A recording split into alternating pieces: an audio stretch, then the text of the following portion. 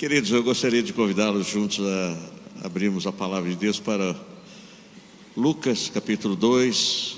Nós vamos ler os versos 10, 11, 12, 13 e 14.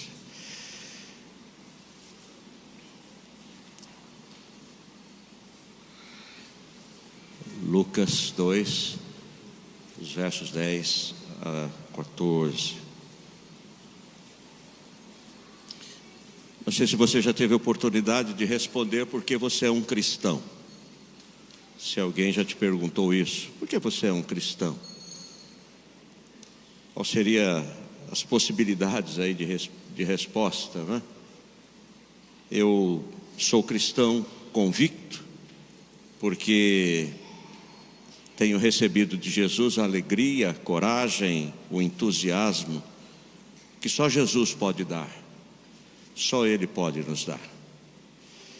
Nunca houve na história uma personalidade mais enigmática e intrigante do que a de Jesus. Jesus é o maior conhecedor da alma humana. Jesus é a palavra viva. Jesus é a fonte inesgotável de sabedoria.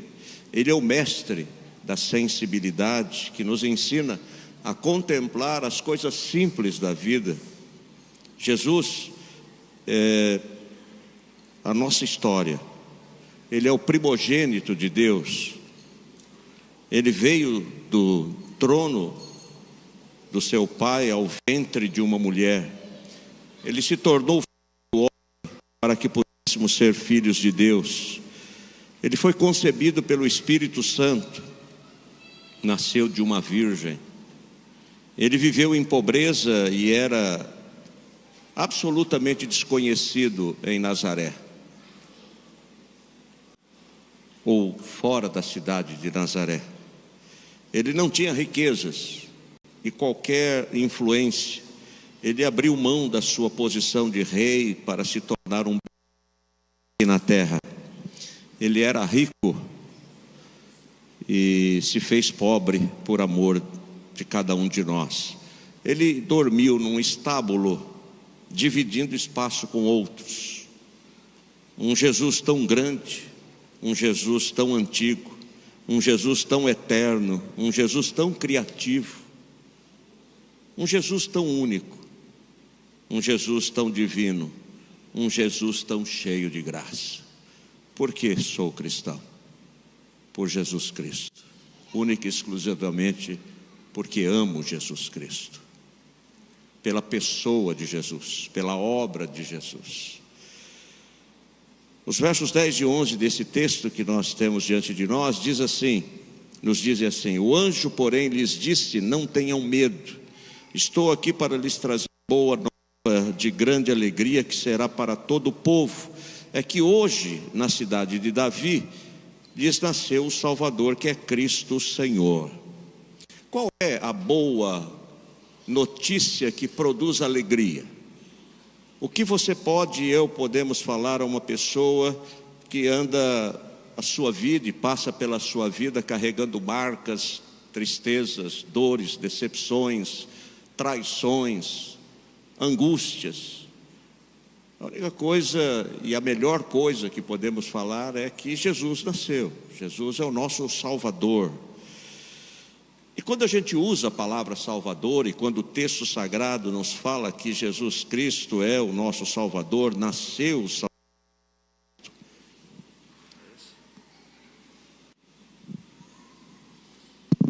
quando a palavra de Deus diz que nasceu o Salvador, que é Cristo, a salvação implica que eu e você estávamos ameaçados de alguma coisa.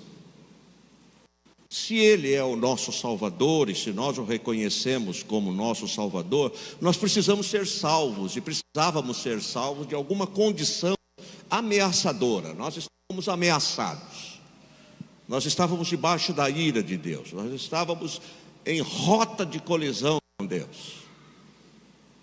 E aí Jesus Cristo, Filho de Deus, se torna a propiciação pelos nossos pecados, ou seja, Ele nos resgata dessa condição da nossa dívida e nos permite então sermos chamados filhos de Deus perdoados que fomos por Cristo, pela obra dele realizada na cruz, da cruz da salvação que nos resgatou. Eu creio que como igreja nós temos que resgatar urgentemente a pregação do Evangelho.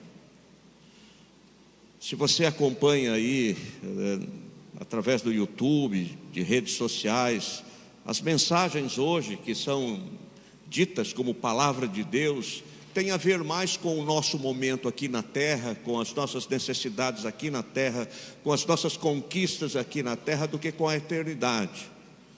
Então se fala muito hoje de você ser próspero, de você conquistar, de você galgar postos, de você alcançar alguma situação pela sua capacidade, porque você tem essa possibilidade. Mas a pregação do Evangelho tem a ver com confrontar o pecador com a sua condição de miserável pecador e de condenado sem Jesus, sem a salvação.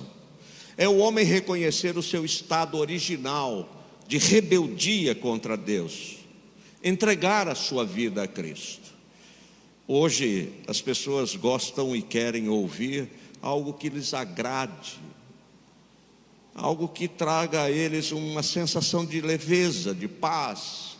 As pessoas querem ouvir uma mensagem de autoajuda, de apoio naquilo que eles mesmos entendem ser a melhor decisão que eles estão tomando. Mas a mensagem do Evangelho tem que nos confrontar, tem que nos jogar contra a parede, para que nós possamos entender a nossa natureza pecaminosa, que nos coloca sempre em oposição àquilo que é santo, àquilo que é verdadeiro e àquilo que é a palavra de Deus. A natureza divina de Jesus é o motivo pelo qual ele é o único caminho para a salvação. João 14,6 diz assim: eu sou o caminho e a verdade e a vida, ninguém vem ao Pai senão por mim. Só Jesus Cristo é o verdadeiro caminho que nos leva a Deus. Só Jesus Cristo. E é por isso que não pode haver outro nome a quem é dado nos céus e na terra pelo qual devamos ser salvos. Só o nome de Jesus. Atos 4,12 diz assim: não há salvação em nenhum outro, porque abaixo do céu não existe nenhum outro nome dado entre os homens pelo qual importa que sejamos salvos. É muito fácil você encher uma igreja hoje e trazer muitas pessoas quando você propõe uma prosperidade, uma resolução de problemas, uma situação voltada para o enfrentamento das questões sociais, desde que isso não mexa comigo, desde que isso seja uma situação envolvendo os outros. Uma das partes mais desafiadoras do aconselhamento bíblico é você colocar aquela pessoa que está pedindo ajuda para você na condição de que ele é o principal ator, que ele não pode se colocar na condição de vítima, porque ele é o próprio protagonista. E as pessoas se retraem a isso, elas dizem: não, a culpa é de fulano, a culpa é do meu marido, a culpa é da minha esposa, a culpa é dos meus filhos. E quando o Evangelho chega, ele nos arranca desta situação de vitimismo e nos desafia a entender que a mudança tem que começar em meu coração. A mudança começa em mim. Jesus foi mal entendido porque os judeus imaginavam que ele deveria fazer uma revolução contra Roma, o poder político.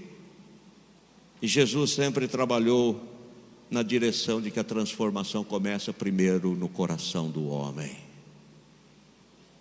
Eu digo sempre aqui que a gente fala sobre amar missões e nos envolvermos com a obra missionária, mas eu pergunto sempre se você sabe qual é o nome do vizinho da sua direita e qual é o nome do vizinho da sua esquerda. Porque se você ama missões, missões começa lá na sua rua ou no seu prédio. Verso 12: o anjo diz aos pastores que eles deveriam procurar Jesus e dar um sinal, e isso servirá a vocês de sinal. Vocês encontrarão uma criança envolta em faixas e deitado em uma manjedoura. De todas as maneiras pelas quais Deus poderia ter escolhido para vir ao mundo, essa com certeza não seria uma escolha que nós optaríamos, eu e você, porque nós talvez planejaríamos a vinda de Cristo numa situação assim cinematográfica, hollywoodiana. Mas aí a Bíblia diz que ele vem na condição de um bebê. A Bíblia não diz quantos eram esses pastores, quais o nome desses pastores, de onde eles eram. E se você estudar um pouquinho sobre essa condição do pastoreio de ovelhas na época de Jesus, no contexto ali, eles eram pessoas desprezíveis. O testemunho de um pastor de ovelha não era válido. E eles são escolhidos como testemunhas por Deus. Eu acredito que eles ficaram conversando entre eles, dizendo: o que está acontecendo? Nós nunca seríamos convocados para dar um testemunho, porque o nosso testemunho não é reconhecido, porque a nossa condição profissional é a mais baixa. Então a Bíblia nos conta que foram esses pastores, e não foram os líderes religiosos, como também na questão dos sábios que vão procurar Jesus lá no palácio de Herodes e conversam com as autoridades religiosas que sabiam aonde Jesus nasceria, em Belém, mas não se importam em acompanhar aqueles homens nessa viagem no encontro com Jesus. O anjo se revela aos pastores, que não são os líderes religiosos. E aí Paulo vai nos dizer em 1 Coríntios 1, 27 e 29, pelo contrário, Deus escolheu as coisas loucas do mundo para envergonhar os sábios, e escolheu as coisas fracas do mundo para envergonhar as fortes, e Deus escolheu as coisas humildes do mundo e as desprezadas, e aquelas que não são, para reduzir a nada as que são, a fim de que ninguém se glorie na presença de Deus. O sinal era uma criança envolta em faixas, deitada em uma manjedoura. Bem, encontrar uma criança naquela época envolvida em faixas, eu sou da época que as crianças eram enroladas numa faixa e viravam um pacote. Tem algumas mães aqui que fizeram isso com os filhos, né? Não tinha esse negócio da criança não ter essas faixas. A ideia era de que se preservasse a coluna, as pernas, enfim. Então enrolava, e a criança ficava assim, um pacote, né? Isso remonta à época de Jesus. Então Jesus estava envolto em faixas, mas toda criança estaria envolta em faixas, toda. Mas daí o anjo diz: mas ele vai estar numa manjedoura. E aí esse sinal é distintivo, porque não se imaginaria encontrar o Filho de Deus, alguém, um membro da família real, deitado em uma manjedoura. Não se imaginaria. Está fora de cogitação, está fora do script. E lá vão os pastores. O sinal era a manjedoura. Olha que Paulo diz em Efésios 2:7: esvaziou-se, Jesus esvaziou-se a si mesmo, vindo a ser servo, tornando-se semelhante aos homens. O que significa essa palavra de Paulo? Jesus nunca deixou de ser Deus, nunca abriu mão de ser quem ele era, o próprio Deus, mas ele abriu mão de reivindicar os seus direitos. Jesus nunca operou um milagre para benefício próprio. Há um momento em que ele está sendo preso, seria preso, e Pedro toma a decisão de defender Jesus com uma espada, e Jesus repreende Pedro e diz: olha, você acha que eu não posso pedir ao meu Pai e Ele me mandaria neste momento mais de 72 mil anjos, 12 legiões de anjos, para me defender? Ele se esvazia porque ele não reivindica nenhum dos seus direitos. Cumpra-se em mim a tua vontade, faça-se segundo a tua vontade.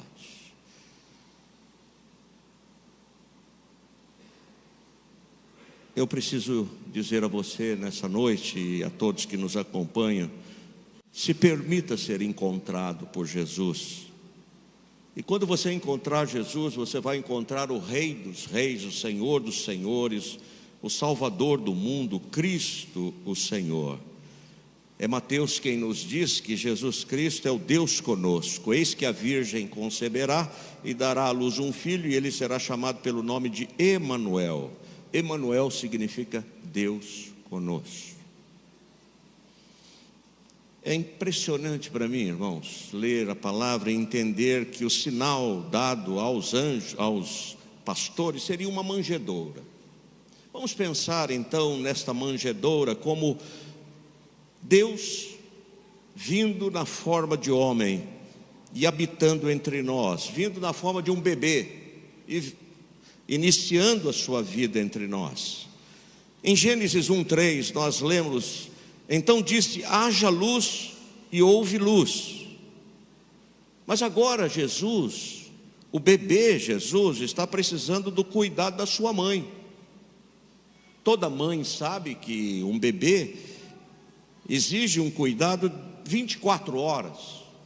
Aquele que disse haja luz e pela palavra criou todas as coisas, agora está precisando que a sua mãe, Maria, o tome nos braços, acalente, demonstre algum tipo de cuidado. Em Josué 5,14, a resposta a Josué na pergunta ao anjo: sou o príncipe, ele respondendo: sou o príncipe do exército do Senhor e acabo de chegar. Então Josué prostrou seu rosto em terra e o adorou, e lhe disse: que diz meu senhor ao seu servo? O príncipe do exército do Senhor agora está precisando do cuidado e da proteção do seu pai José.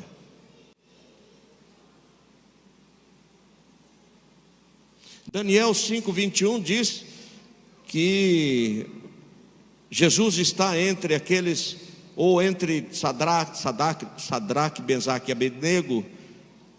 E aí o texto diz: mas o rei disse: eu porém estou vendo 4 homens soltos andando no meio do fogo, não sofreram nenhum dano, e o aspecto do quarto é semelhante ao Filho dos deuses. Aquele que está com estes homens na fornalha agora precisa ser aquecido no colo da sua mãe. Hebreus 1:3 diz que Jesus é o Filho, o resplendor da glória de Deus, a expressão exata do seu ser, sustentando todas as coisas pela sua palavra poderosa. Depois de ter feito a purificação dos pecados, assentou-se à direita da majestade nas alturas. Aquele que criou todas as coisas e é sustentador de todas as coisas pela sua palavra, foi alimentado pelo cordão umbilical. Era através do cordão umbilical que Jesus, do ventre de Maria, recebia os nutrientes para o seu crescimento, do sangue materno e o oxigênio que ele precisava.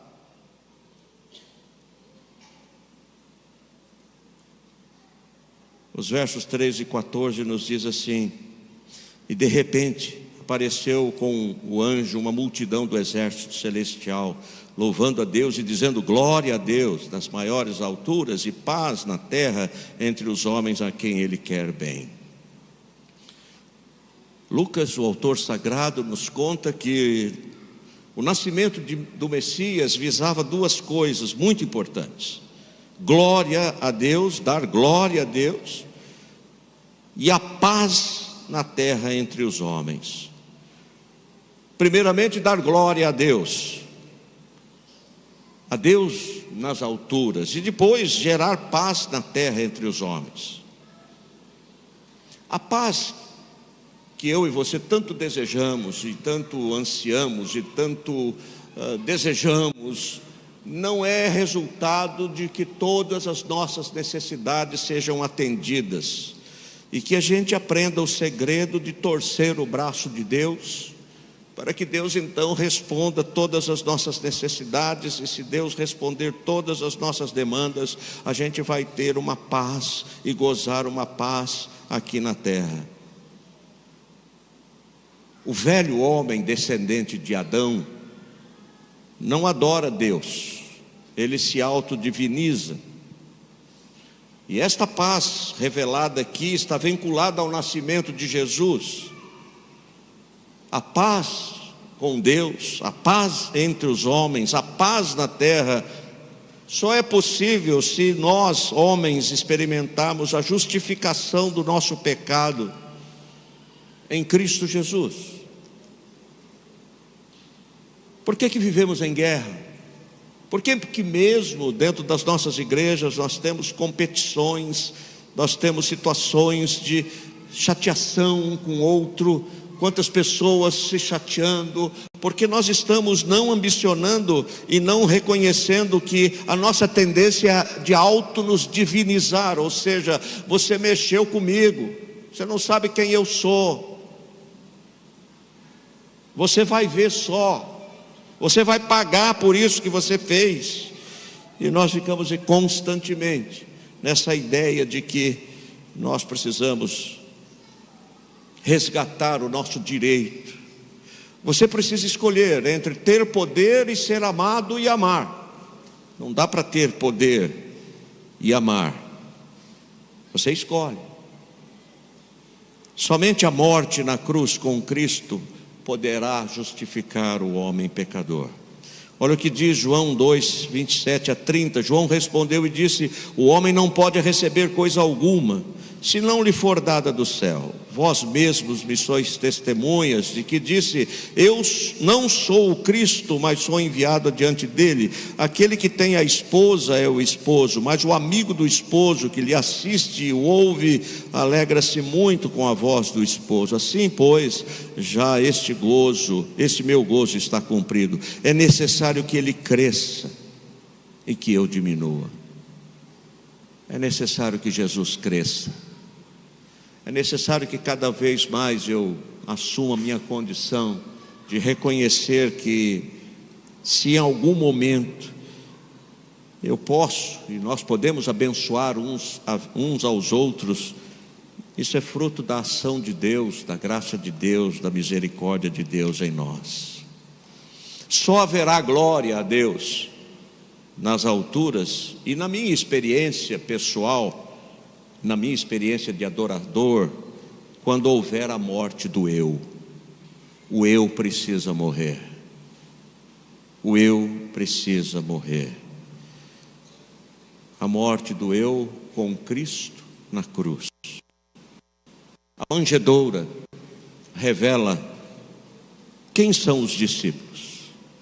Quem são os discípulos de Cristo?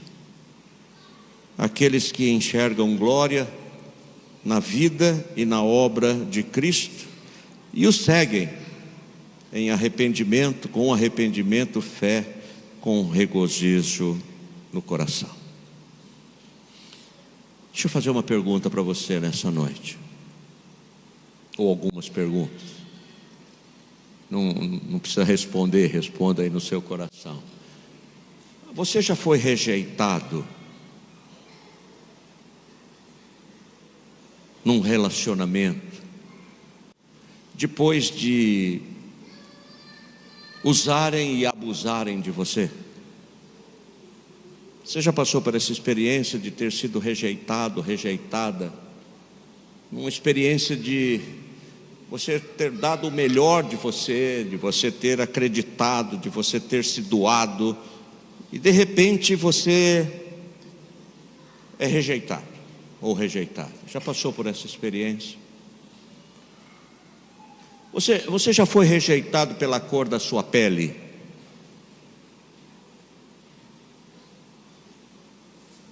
Você já perdeu oportunidade na vida por algum defeito físico, algum defeito genético? Você já sofreu preconceito por ser pobre?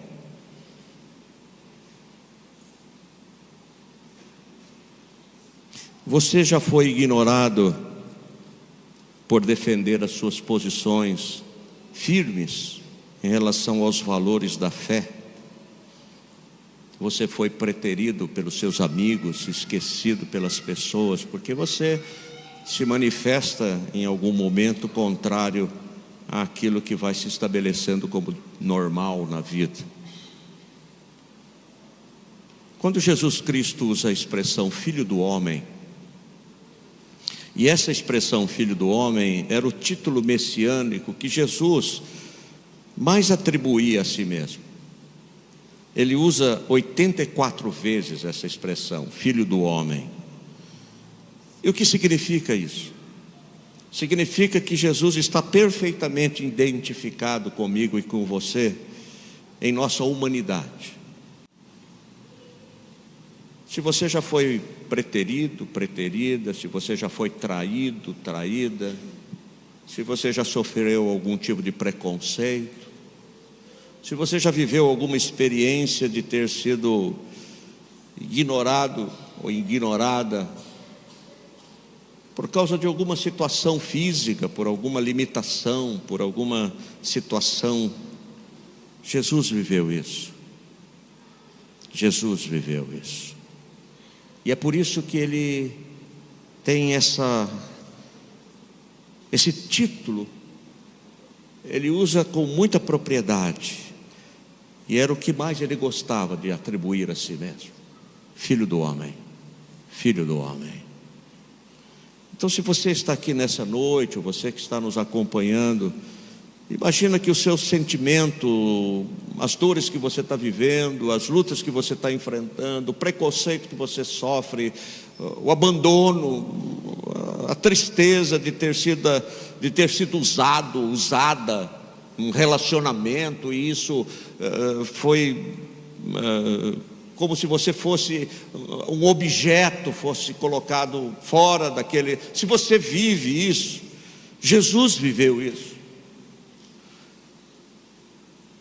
Eu e você estamos perfeitamente identificados, ou perfeitamente incluídos, porque Jesus se identifica conosco.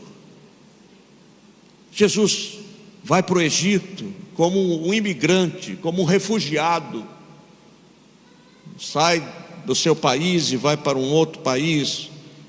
Ele é esquecido, abandonado, traído pelas pessoas que ele ajudou, pelas pessoas que ele mais estendeu as mãos. Ele foi. Então, nós estamos servindo a um Deus, nos relacionando com um Deus e reconhecendo a soberania desse Deus em nossas vidas, que conhece cada lágrima,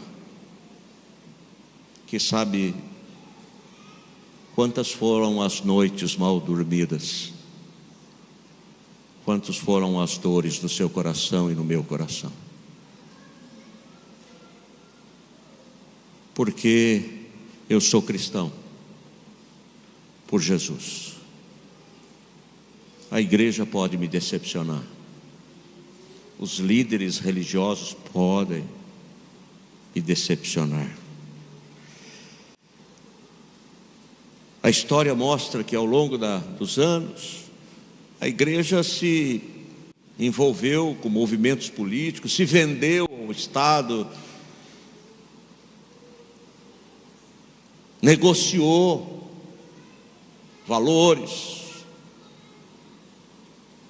Mas eu não sou cristão por causa da igreja. Eu estou na igreja porque sou cristão, mas não porque a igreja me faça um cristão. Eu sou cristão por amor a Cristo. E se você não entender isso, a sua vida e a sua busca e as ansiedades do seu coração permanecerão, mesmo você frequentando, mesmo você estando envolvido, mesmo você cantando no coral, mesmo você tendo um dom, mesmo você falando em línguas, mesmo você indo de igreja em igreja. Você não entendeu, ou você é um cristão por amor a Cristo, ou você vai ficar sempre em busca de algo. Que Deus te abençoe com paz. E a Deus toda honra e toda glória nos mais altos céus. Feliz Natal. Feliz Natal. Deus abençoe você.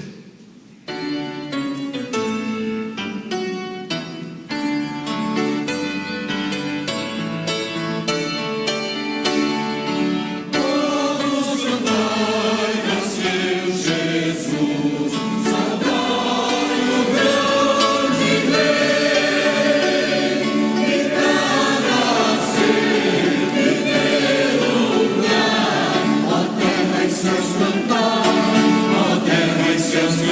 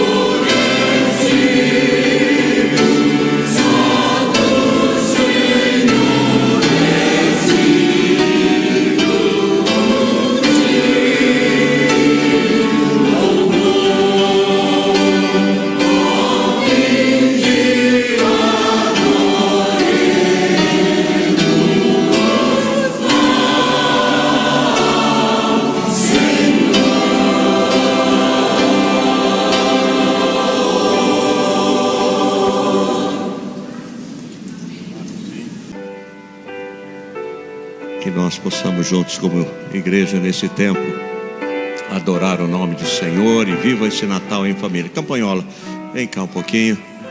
Ele vai impetrar a bênção apostólica. Estaremos à porta para nos despedir. Se você quiser tirar uma foto ali à frente da árvore e depois marcar a igreja como sua vinda aqui da sua família, isso é muito especial para nós. Deus abençoe você. Uma boa semana. Quarta-feira estaremos aqui com um filme que conta a história de Jesus. Venha participar com a gente também. Vamos orar? Senhor nosso Deus, louvado e engrandecido seja o Teu nome, por essa maravilhosa oportunidade que o Senhor nos concede de louvar e engrandecer o Teu nome, Senhor.